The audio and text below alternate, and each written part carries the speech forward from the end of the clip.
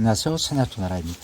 숲풀 속에 약간 습기가 있는 곳에 새순이 올라옵니다. 어린 당근잎을 닮았는데 약간의 윤기가 돕니다. 줄기대는 자주 삐치고 뿌리에서 이렇게 줄기가 올라옵니다. 이 잎과 줄기에는 털이 없습니다.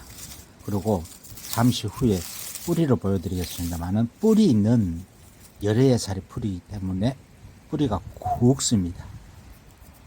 대가 올라오면서 가지가 갈라지고 꽃필 때는 5장 하얀 꽃을 피웁니다.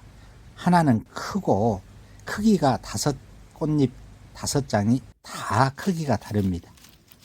보십시오. 뿌리의 모습입니다. 여러의 살이 풀이기 때문에 뿌리가 굵습니다. 향도 아주 좋습니다.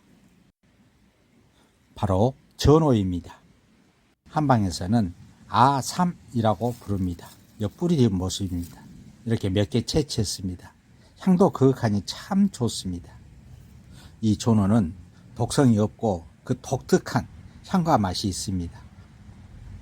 봄철에 이 잎과 줄기는 생채 무침이나 샐러드, 나무 비빔밥 등 나물로 해서 먹고, 이 뿌리는 한방에서는 아삼이라고 해서 약재로 사용을 합니다.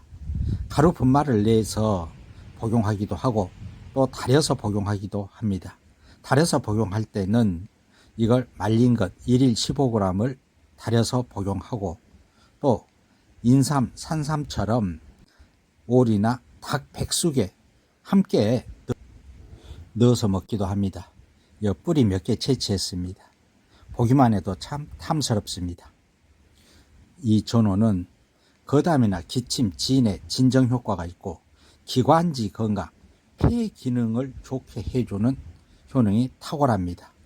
또한 해열 작용을 하고 항암, 당뇨, 위장이나 소화기능, 신경쇠약에 좋은 효능이 있고 식은땀을 흘릴 때 기력 보강에 효과가 있습니다.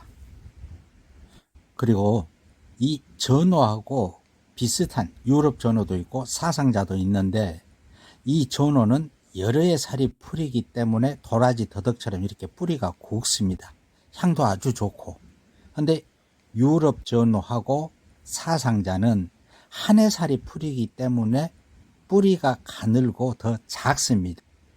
그게 다른 점이고, 그때 또 채취할 때 상세 설명드리기로 하고 전호였습니다. 그럼 산야초나라는 다음 영상으로 또 찾아뵙겠습니다.